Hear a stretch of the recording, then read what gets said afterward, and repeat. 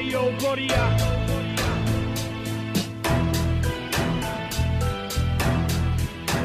A justificação é somente pela graça, por intermédio da fé, somente por causa de Cristo. Assim que é, pois é assim que Deus quer. Mano, Deus é soberano e nada foge do seu plano. Sua misericórdia eu agradeço eternamente, pois a recebemos imerecidamente. O homem caído nasce maldito por causa do pecado original. Humanidade ingrata, ao invés de obedecer o Criador, deu ouvidos para o mal, mas sua glória eterna nunca foi abalada. Mas pela criatura foi subestimada, mas isso não é nada, pois se Deus quisesse ela seria instantaneamente aniquilada. Só o que poderá nos guiar, nos instruir, nos alcançar e libertar? Somente a fé, somente a escritura, somente Cristo, somente a graça, glória somente a Deus. Só o que poderá nos guiar, nos instruir, nos alcançar e libertar? Somente a fé, somente a escritura, somente Cristo, somente a graça, glória somente a Deus. Só lhe deu glória somente a Deus a glória, né? A Deus seja toda a glória. Amém? Amém. Deus, assim, Deus não precisa de nós para ser completo. Deus não precisa de nós para receber glória. Isso já é um primeiro passo, assim, que nós precisamos iniciar aqui. E eu vou dar só uma pequena introdução de 70 minutos. Mentira, hoje vai ser rápido, porque nós temos ceia. Mas que está lá em João 17, versículo 5. Jesus disse assim: e agora glorifica-me tu, ó Pai, junto de ti mesmo, com aquela glória que tinha contigo antes que o mundo existisse. Amém? É isso que está escrito aí na sua Bíblia? Ou seja, antes do mundo existir, antes de Deus criar o mundo ou criar todas as coisas, Ele já era cheio de glória. Amém? Olha o que Jesus falou com o Pai. Agora tu, ó Pai, glorifica-me junto de ti com a mesma glória que eu tinha contigo antes que o mundo existisse. A gente poderia começar a seguinte questão, né? Por que o homem existe, né? Por que e para que nós existimos? Por que Deus nos criou? Para que nos criou? Né? Os reformados, né? Eles vão sempre responder que Deus nos criou para a sua própria glória. Todavia, existem alguns teólogos, né? Algumas frentes que ficam em dúvida quanto a essa criação do homem. Por que Deus criou o homem? Por que, para que nós fomos criados? E porque realmente é uma pergunta assim, ela, não vou dizer que ela é retórica, mas ela tem uma difícil compreensão para muitos. Mas Isaías 43, versículo 7, está escrito assim: a todos que são chamados pelo meu nome e os que criei para a minha glória, eu os formei e também eu os fiz. Então, assim, está claro que nós somos criados para a glória de Deus, né? Tudo que foi criado foi para a glória de Deus.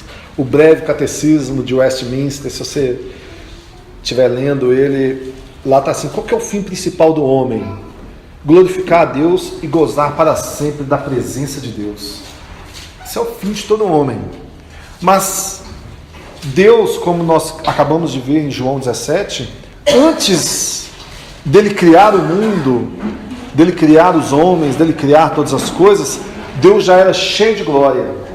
Amém? Amém. Ele já era cheio de glória, ele já era completo em si, de forma que ele não precisava de criar alguém para que alguém o fizesse dele glorificado. Amém? Entendi? Está muito claro isso, né?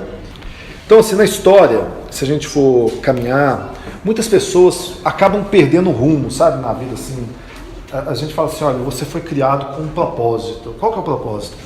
Glorificar ao eterno Deus, para sempre. Então você foi criado com um propósito honroso, um propósito de glória. Você tem um propósito especial na sua vida. Qual que é? Glorificar a Deus.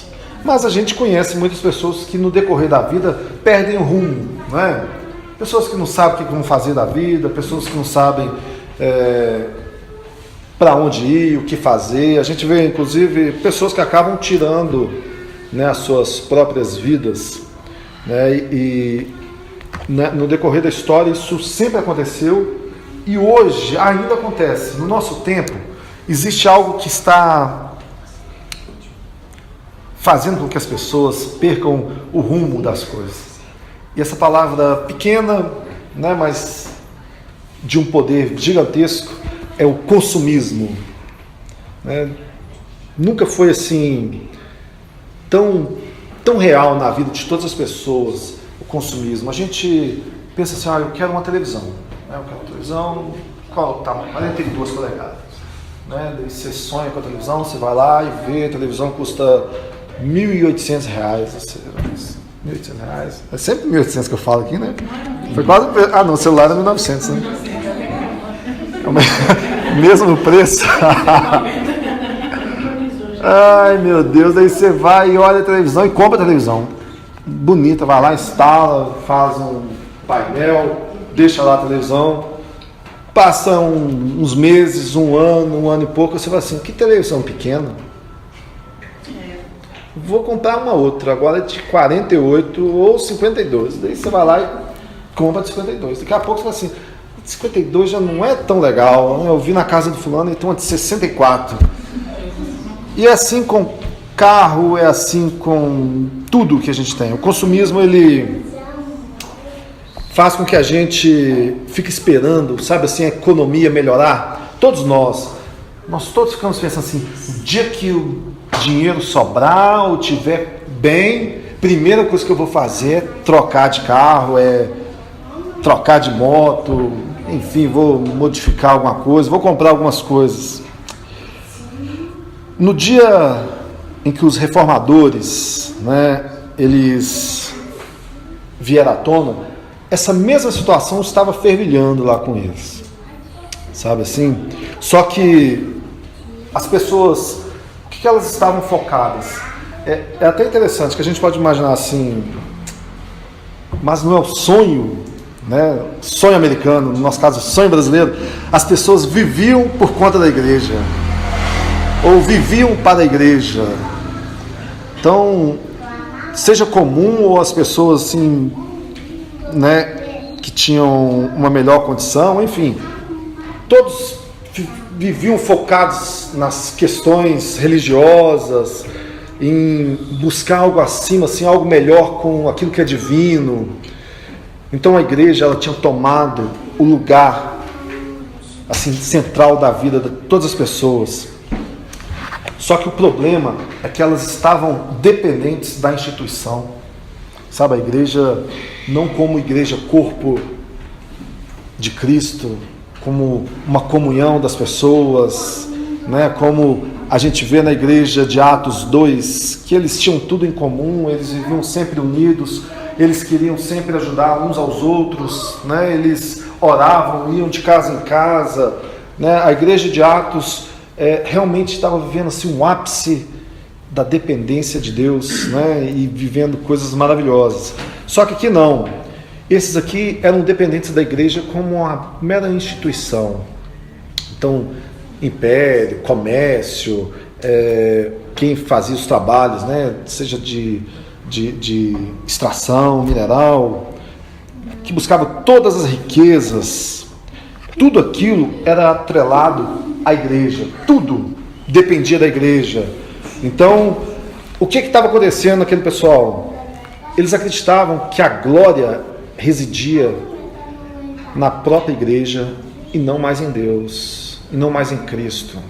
Então, quando você estuda um pouco de história, você vai ver lá na época da igreja, né, romana, como que ela estava dominando todas as coisas, como que a palavra do Papa, né, ou dos papas, como já surgiram, né, em algumas épocas, e em seguida todo sacerdote, era como que fosse a lei, sabe? As pessoas dependiam de tudo daquelas pessoas.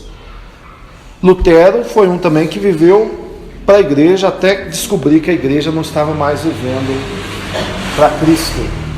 Então era um cara que estava dedicando, ou seja, lutando, trabalhando, servindo, E quando ele viu que a igreja não mais vivia para Cristo, surgiu então a necessidade de reformar a igreja. Amém? Está confusa essa introdução? Estou só tentando colocar vocês na situação que estava vivendo lá, tá? Assim, hoje a gente fica correndo atrás de um monte de coisa, né? A gente quer sempre o nosso progresso, a gente quer sempre crescer. Não que seja errado, é legal a gente estudar, a gente querer coisas novas, buscar coisas novas, né? A gente buscar assim ser para o próximo um canal de bênção. Isso é legal, mas o foco disso tudo tem que estar bem claro na nossa vida. Isso tem que ser para a glória de Deus. Amém? Eu quero estudar, eu quero fazer uma faculdade, eu quero me casar, eu quero comprar algo novo, uma casa nova, eu quero viajar, enfim. A Bíblia diz que tudo isso tem que ser para a glória de Deus. Então, só isso já nos dá um parâmetro para a gente conseguir balizar assim, o que eu posso fazer ou o que eu não posso fazer, né? Porque assim, as pessoas pegam um capítulo ou um versículo e falam assim, Filipenses 4,13, tudo posso naquele que me fortalece. Tudo é tudo? Até porque aquele versículo não pode ser compreendido isoladamente dessa forma, porque senão eu vou falar o seguinte, olha, eu posso ir ali e pegar aquele carro que está ali na porta, ali, que não é meu para mim, já que eu tudo posso naquele que me fortalece. Inclusive isso, ele me fortaleceu. Cheguei lá e falei assim, passa a chave aí, Denilson. Denilson, eu tenho que passar. Você se acha mais forte que eu aí, né? Ficou me olhando assim, né? Então, na época da reforma, Lutero, né, e os reformadores, o que eles quiseram primeiramente assim tratar? O soli deu glória, assim, não só como o soli deu glória, mas como 5 solas da reforma, ele foi basicamente para tratar sobre a questão da salvação. Amém? Específico quanto a isso, o soli deu glória tem a ver primeiro com isso, que toda a salvação, vem do Senhor, todo mérito. É Ele que é glorificado, é Ele que começou, é Ele que termina. Nós já vimos isso, né, nos últimos domingos. Então, quem começa a boa obra e quem termina é Cristo. Amém? Então, toda a glória é somente a Deus, pela salvação. O soli deu glória acaba que é um abraço dos 4 solas, né? A gente falou aqui do sola escritura, né? Que somente as escrituras é a inerrante fonte e única da revelação divina, e ela foi escrita inclusive para nos constranger a consciência. Amém? O sola fide, que a justificação é somente pela graça, somente por intermédio da fé, por causa de Cristo. Sola gratia, que na salvação nós somos resgatados da ira de Deus somente e unicamente pela graça de Deus. E domingo nós falamos de solos Cristos, né, que a nossa salvação ela é realizada unicamente pela obra mediatória de Cristo. Então, esses 5 solas,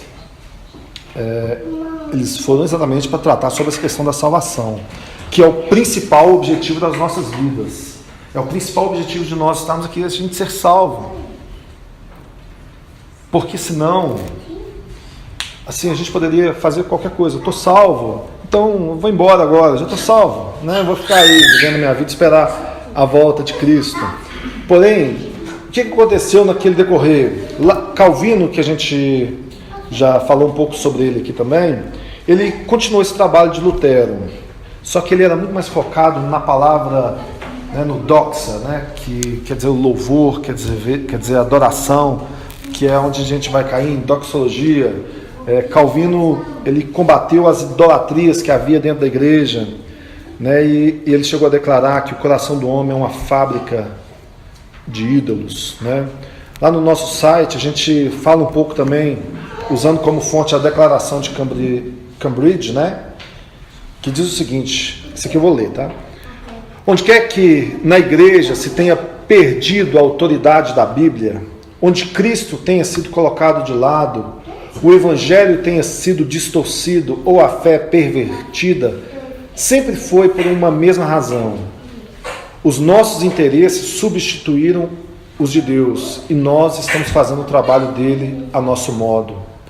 A perda da centralidade de Deus na vida da igreja de hoje é comum e lamentável. É essa perda que nos permite transformar o culto em entretenimento, a pregação do Evangelho em marketing, o crer em técnica, o ser bom em sentir-nos bem e a fidelidade em ser bem-sucedido. Como resultado, Deus, Cristo e a Bíblia vêm significando muito pouco para nós e têm um peso irrelevante sobre nós. Deus não existe para satisfazer as ambições humanas, os desejos, os apetites de consumo ou os nossos interesses espirituais particulares. Precisamos nos focalizar em Deus, em nossa adoração e não em satisfazer as nossas próprias necessidades. Deus é soberano no culto, não nós. Nossa preocupação precisa estar no reino de Deus, não em nossos próprios impérios, popularidade ou êxito. Então é por isso que reafirmamos que como a salvação é de Deus e realizada por Deus, ela é para a glória de Deus e devemos glorificá-lo sempre.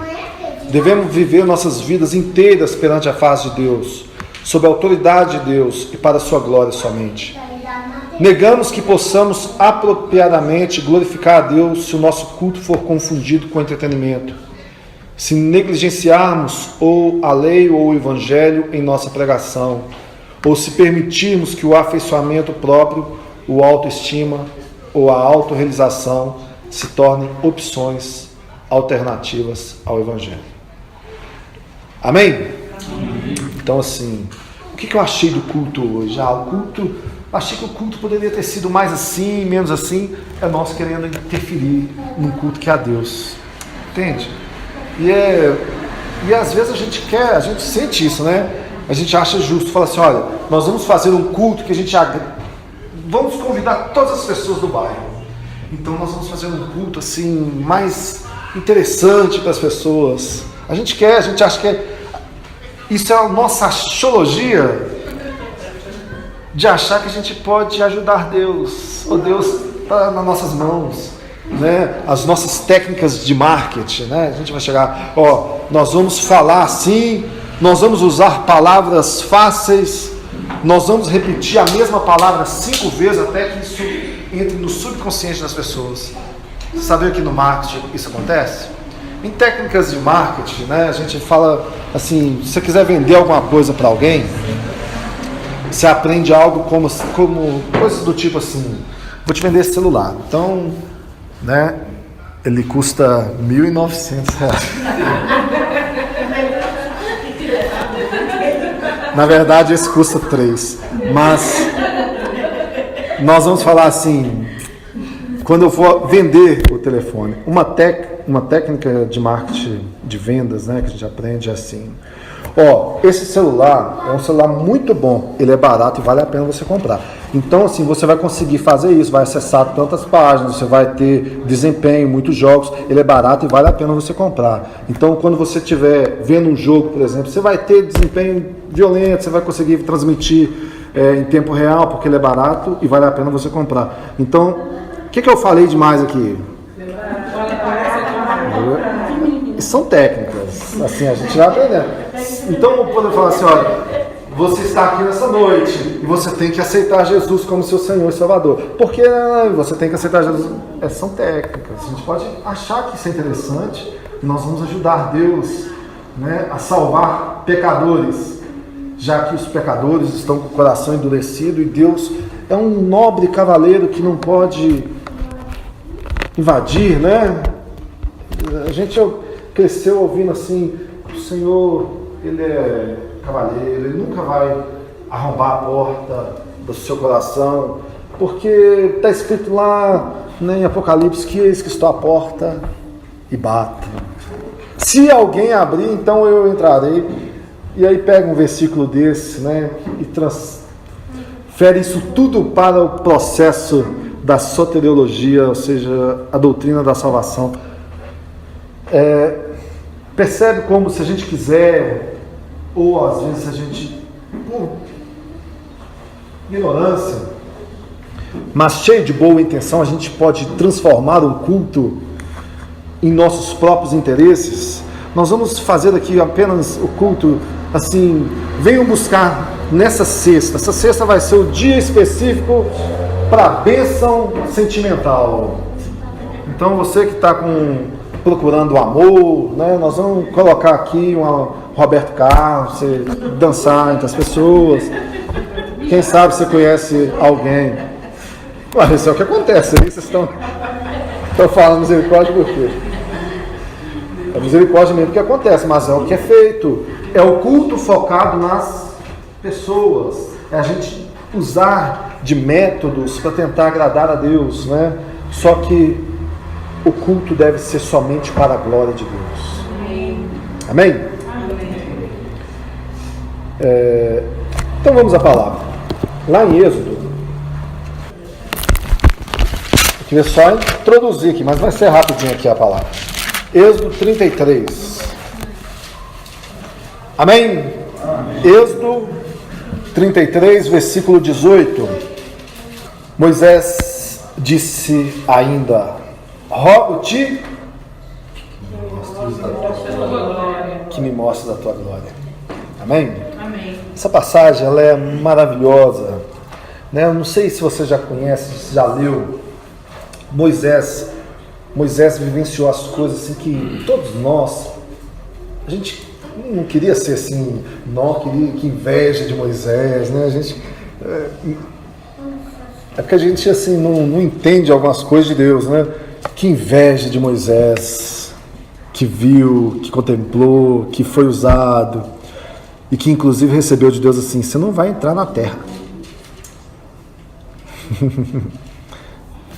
Olha lá a terra, Moisés, só olha, você não vai entrar não, porque você bateu lá na rocha, né? Eu falei que não era, então isso aí a gente não queria, né? Não quero esse exemplo. Mas Moisés, ele estava no monte e ele viu uma sarça. Ela pegava fogo, mas ela não se consumia. Ele ficou assim, que maravilha, né? O que é isso? Ali começou a história assim, de Moisés, e Deus o chama e fala com ele: olha, tire as sandálias, o lugar que você está pisando é uma terra santa. E aí ele, quando você lê ali o relato, Deus fala com Moisés assim: olha, você vai livrar o meu povo da escravidão lá do Egito. Ele: mas e eles não vão me receber, eles vão perguntar quem é o Deus, né? Daí Deus assim: fala com eu sou, falou para libertar o meu povo. Mas será mesmo? Senhor Moisés, vamos lá, coloca a mão aí, tira a mão, pronto, a mão cheia de lepra. Ele: ai meu Deus, coloca a mão de novo, pronto, tá limpo, né? Mas eu não sei falar. Então você: olha, quem fez o homem, ou a boca do homem, né? Quem fez o mudo, o surdo, quem fez tudo? Fui eu. Então assim, eu vou te dar um Arão aí para ser o teu porta-voz, né? Que vai estar junto contigo. E lá ele contemplou as maravilhas de Deus, né? Desde as 10 pragas, desde o passar pelo Mar Vermelho com todo o povo de Israel, ver o exército inimigo ser afogado. Ou seja, ele viu coisas maravilhosas. Depois disso, no caminhar, né, ele viu descer do céu o maná, ele viu Deus mandar a carne, ele viu Deus purificando a água, enfim, grandes maravilhas, né? A Bíblia diz que ele subia ao monte e ficava lá 40 dias, né? Ficava dias, o pessoal achava que morreu, né? Não volta. E aí ele voltava e as pessoas ficavam maravilhadas, né? O rosto dele está resplandecente. E Deus deu a ele a instrução do tabernáculo, a instrução da arca. Enfim, o cara teve experiências gloriosas. Amém? Essa história de Moisés vocês conhecem, né? Mas Moisés não ficou satisfeito com nada, assim, ele viu, contemplou, viu coisas maravilhosas, mas não ficou satisfeito. Ele falou: Senhor, eu quero ver a tua glória, eu quero te ver. Será que é pedir demais, né? O Senhor, assim, é pedir demais. Moisés, se tu ver a minha face, tu vai morrer, porque homem nenhum pode ver e sobreviver. Mas eu vou dar um jeito, né? Eu te colocarei na fenda da rocha, ou seja, vou te cobrir com as minhas mãos, vou passar por ti e tu vai ter um vislumbre pelas costas. É maravilhosa essa passagem, já leram lá? Maravilhosa. Então assim, ele diz, olha, a continuação desse versículo, eu farei passar toda a minha bondade diante de ti e te proclamarei o meu nome, o Senhor, e terei misericórdia de quem eu quiser ter misericórdia e me compadecerei de quem eu quiser me compadecer. Não vai poder ver minha face, porque nenhum homem pode ver a minha face e continuar vivo. Então ele colocaria ele na fenda da rocha. Moisés saiu resplandecente. Então as pessoas olhavam para Moisés e via ele resplandecendo. Agora, essa luz que resplandecia era de Moisés ou era de Deus? Era da glória de Deus. Amém? Não era uma luz própria, não era algo dele, era algo que vinha de Deus. Agora vamos em outro livro, só para eu ser rápido. Lucas capítulo 9, versículo 28. Diz assim: e aconteceu que quase 8 dias depois dessas palavras, tomou consigo a Pedro, a João e a Tiago, e subiu ao monte a orar. E estando ele orando, transfigurou-se a aparência do seu rosto, e a sua roupa ficou branca e muito resplandecente. E eis que estavam falando com ele 2 homens, que eram Moisés e Elias, os quais apareceram com glória e falavam da sua morte, o qual havia de cumprir-se em Jerusalém. E Pedro e os que estavam com ele estavam carregados de sono, e quando despertaram, viram a sua glória e aqueles 2 que estavam com ele. E aconteceu que, quando se apartaram dele, disse Pedro a Jesus: Mestre, bom é que nós estejamos aqui. Façamos 3 tendas, uma para ti, uma para Moisés e uma para Elias. E não sabendo o que dizia, e dizendo isto, veio uma nuvem que os cobriu com a sua sombra, e entrando eles na nuvem, temeram. E saiu uma voz que dizia: Este é o meu filho amado, a ele ouve. Amém? 1500 anos depois desse acontecimento de Moisés, que ele teve lá a sua experiência com Deus, agora Pedro, Tiago e João, eles estão no monte com Jesus, e Jesus então tem o seu rosto transfigurado. As roupas deles então começam a resplandecer. Aparece no meio deles Moisés e Elias, que eram ícones, né, do povo judeu, ícones assim, e eles falavam assunto. Qual que era o assunto que aconteceu no Monte da Transfiguração? A morte do Filho de Deus. A Bíblia diz que eles estavam falando sobre isso, né? Não sei se vocês perceberam aí a leitura, e falavam acerca da sua morte. Eles comentavam assim, Moisés e Elias, né? Moisés, que teve essas experiências gloriosas, Elias, que a gente sabe como foi um profeta que teve grande, né, repercussão em toda Israel, e agora eles estão ali falando com Jesus acerca da morte dele.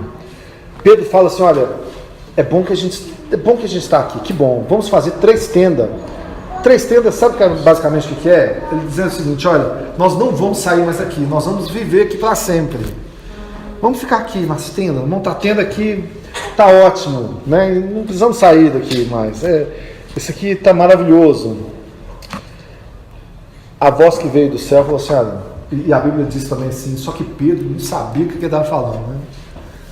É o tipo de pessoa assim que fica maravilhado e na hora começa a falar algumas coisas, e a Bíblia fala assim, está falando bobeira, né? Fazer tendas, por mais que seja bonito, por mais que seja interessante, a Bíblia diz que não sabia sobre o que ele falava, mas a voz que veio do céu veio para testificar: Pedro, não é isso aí, né? Tem nada a ver com o que você está falando, fica quietinho. E ouve a instrução do meu filho. Olha que glória, né? Jesus, tenta imaginar a cena. Jesus está no monte e ele tem a sua face transfigurada, já não é mais aquela mesma face. Eles conheciam a face de Cristo, mas naquele momento a sua face transfigurou, se tornou outra, e as suas vestes se tornaram brancas, e resplandecia, assim como acontecia com Moisés quando voltava daquelas experiências com Deus. Só que ali era a irradiação dele próprio, não era algo de Deus, era ele casando com aquela mesma transfiguração que acontecia com Moisés. Agora era ele que estava manifestando essa glória do Pai. Entende isso? É ruim quando às vezes você lê um texto assim e você fica maravilhado com aquilo que aconteceu e assim, você fica assim, meu Deus, como que isso é gigante, como que isso é grande, e você não consegue transmitir da mesma grandeza. Mas a Bíblia diz o seguinte, lá no livro de Hebreus, capítulo 1, versículo 3, diz assim: o qual, sendo o resplendor da sua glória e a expressa imagem da sua pessoa, e sustentando todas as coisas pela palavra do seu poder, havendo feito por si mesmo a purificação dos nossos pecados, assentou-se à destra na majestade nas alturas. Cristo é a glória do Pai. Amém? Cristo é a glória do Pai. Imagina isso. Moisés queria ver a sua glória. Deus falou assim: você não vai poder ver, que se você ver, você vai morrer. E Moisés já havia sido morto. E ele está ali agora contemplando a glória do Pai, 1500 anos depois, na pessoa de Cristo. Naquela hora, Deus falou: olha, você não pode, te colocarei na fenda da rocha. Quando a gente estuda essas palavras, a gente gosta de fazer umas certas exegéticas com ela e pensar o seguinte: olha, a fenda da rocha, como se você estivesse assim, sobre a proteção de Cristo, que é a nossa rocha. Somente em Cristo que você consegue contemplar a glória de Deus. É o que Deus permitiu que ele vivesse 1500 anos depois. Mas o assunto não era mais para Moisés, o assunto agora era sobre Cristo. Deus revelando tão somente para os apóstolos, os discípulos, mostrando para Elias e para Moisés e para todos nós que hoje estamos aqui lendo que Jesus era a glória de Deus. É por isso que o autor de Hebreus diz que ele é o esplendor da sua glória, ele é a expressa imagem do ser de Deus. É sobre Cristo que nós conseguimos contemplar a glória de Deus e tudo que nós vivemos.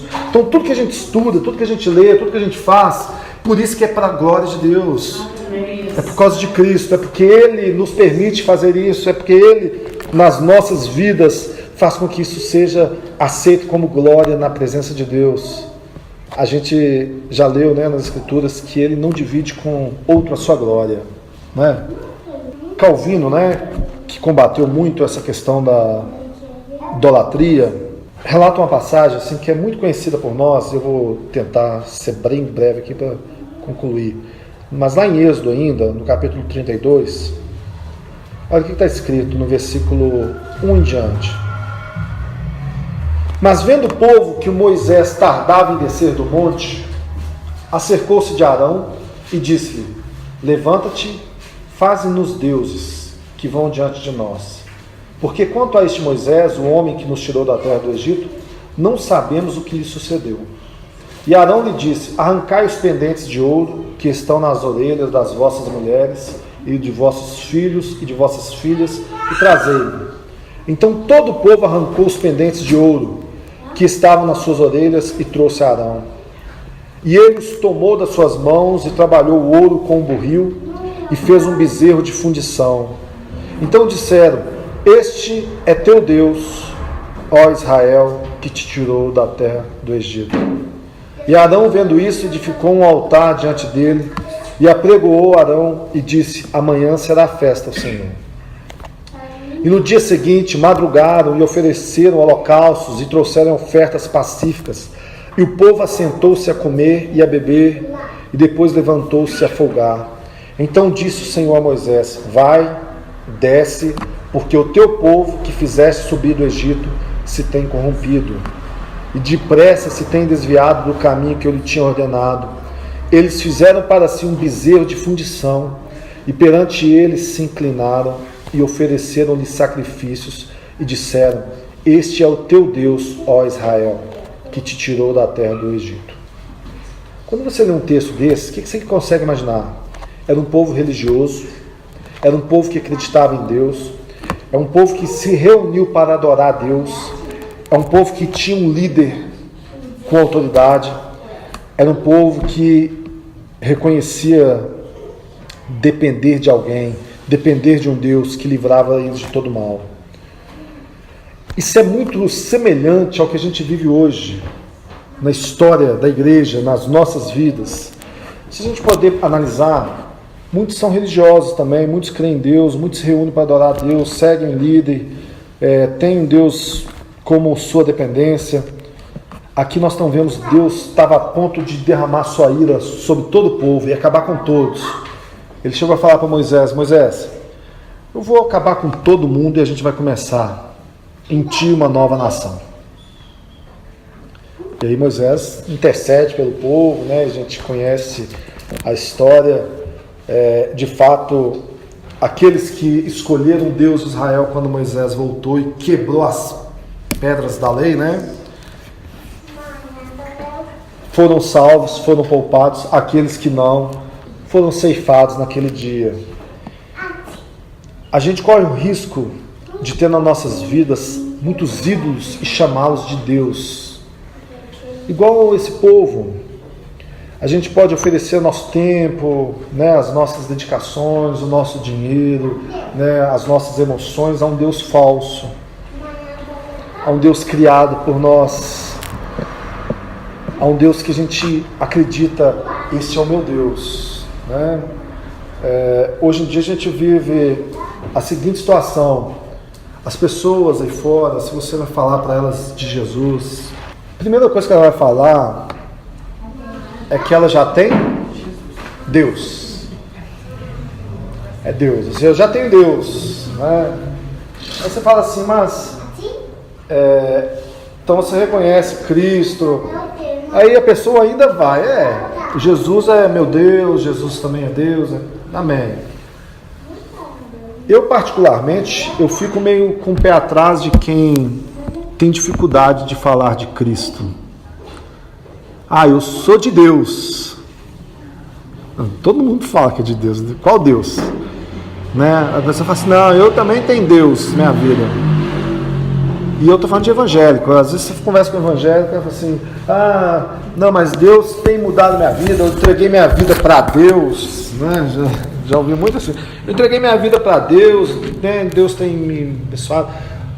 Mas e sobre a obra de Cristo? Né? Daí, assim, as pessoas... Quando a pessoa tem dificuldade, eu falo assim, é preciso inserir Cristo nessa vida. Você reconhece que Jesus é Deus, né? Aí, né? Tem gente que tem dificuldade com isso. O que nós devemos conseguir é ensinar as pessoas acerca disso. Mas aí você vai falar o seguinte, olha, então você tem Deus, amém. O Deus das Escrituras, daí você vai apresentar o Deus das Escrituras, vai falar, o Deus das Escrituras abomina certas coisas, né? E você fala, o Deus das Escrituras é contra a idolatria, é contra isso, é contra aquilo outro.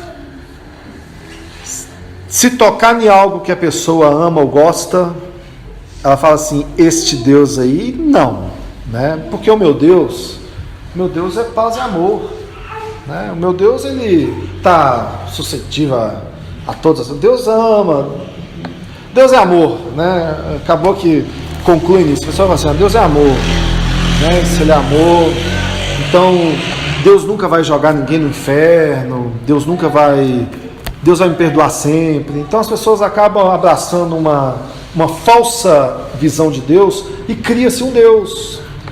Nós também corremos o risco de fazer igual que o povo que estava criando um bezerro de ouro. A gente pode criar um Deus de ouro, bonito. Ele é santo, ele é maravilhoso, ele é tremendo, ele é adorado quando a gente se reúne, mas esse Deus pode não ser o Deus das Escrituras. Por isso, a necessidade da gente conhecer as Escrituras, porque Deus se revela a partir das Escrituras. Tem pessoas que falam assim, olha, Deus me revelou em sonho. Assim, já começou. que ele te revelou em sonho? Né? Não, ele me revelou em sonho e tal e tal. Qual que é o capítulo, o versículo daquilo que ele te revelou em sonho? Se não tiver, não tem revelação. Porque senão nós estaremos sujeitos a todas novas revelações novas. Né? Alguém ia chegar aqui e falar assim, olha, eu vou pregar baseado, hoje não vai ser em livro nenhum, vai ser baseado naquilo que eu sonhei, que Deus me deu. É a mesma coisa que aconteceu com Joseph Smith, que aconteceu com Maomé, que aconteceu com Ellen White, que essas pessoas todas que acrescentaram um livro junto à Bíblia, trouxeram novas revelações e falaram, olha, essas novas revelações são de Deus para mim, para o povo.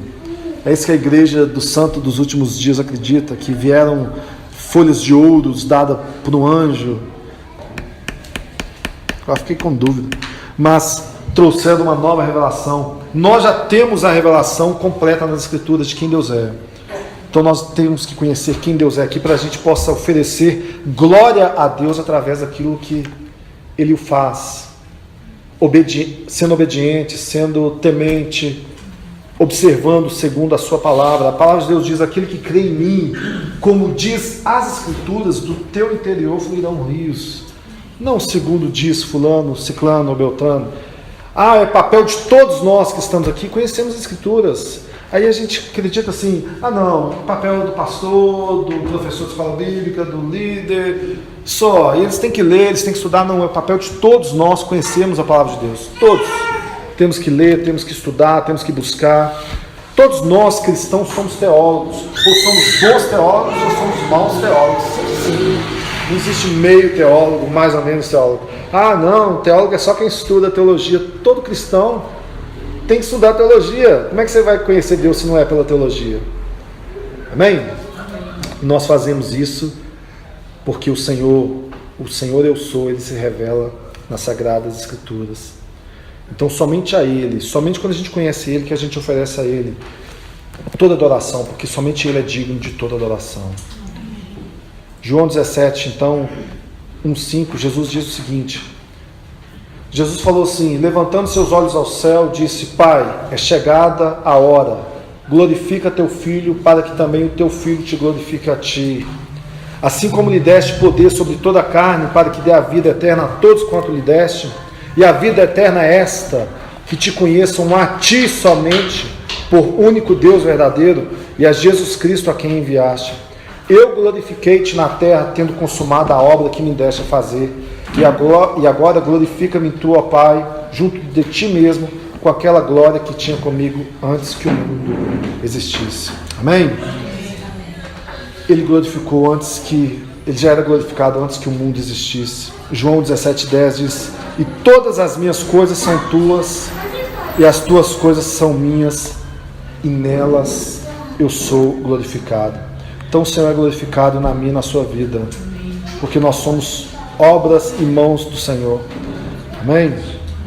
A gente vê nas Escrituras que os céus e a terra foram criados para a glória de Deus. A arca da aliança foi construída para a glória de Deus. A arca de Noé também foi para a glória de Deus. Reis foram levantados e derrubados para a glória de Deus. O povo foi levado cativo e voltou depois para a glória de Deus. O Filho foi morto, ressuscitou e subiu aos céus para a glória de Deus. O Filho vai voltar para buscar a sua igreja para a glória de Deus. Então 1 Coríntios 10:31 diz, portanto, quer comais, quer bebais ou façais qualquer outra coisa, fazei tudo para a glória de Deus. Amém? Para concluir, eu vou ler o Salmo 24, que é um salmo maravilhoso.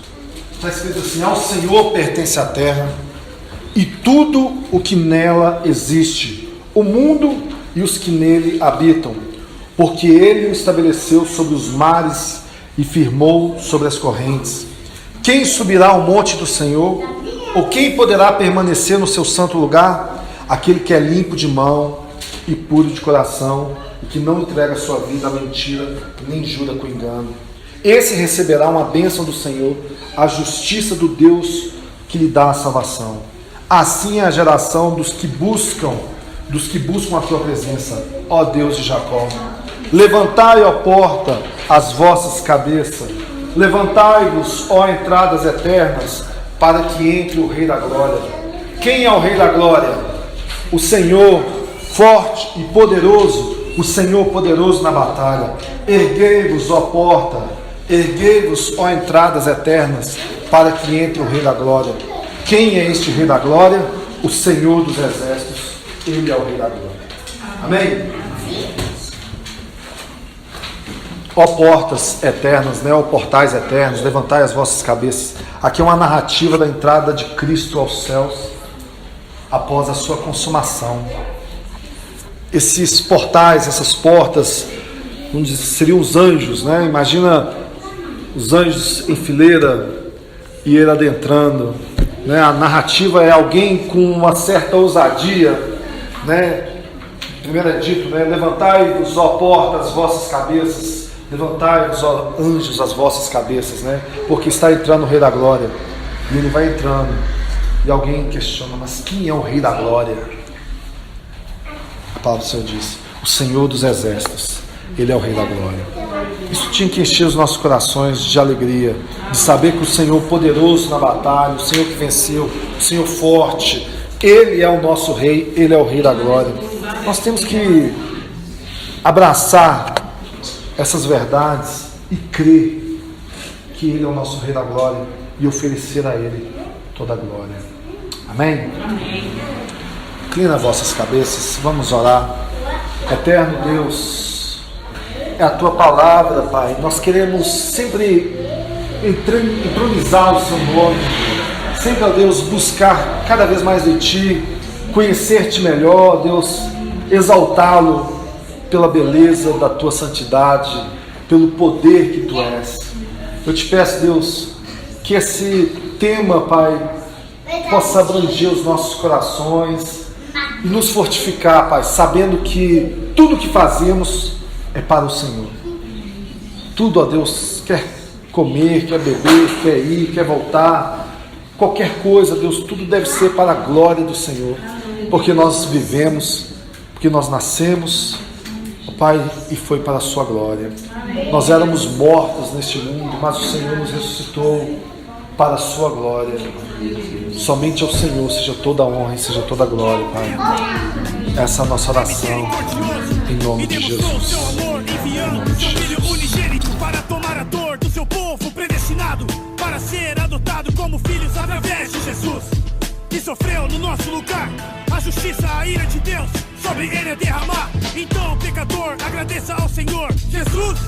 Obrigado pela cruz, pela propiciação que nos trouxe a redenção, nos libertando das trevas com sua luz, soltando-nos da servidão ao pecado e erguendo-nos da morte para a vida espiritual. A graça é irresistível e a misericórdia é incondicional. Só o que poderá nos guiar, nos instruir, nos alcançar e libertar? Somente a fé, somente as escrituras, somente Cristo, somente a graça, glória somente a Deus. Só o que poderá nos guiar, nos instruir, nos alcançar e libertar?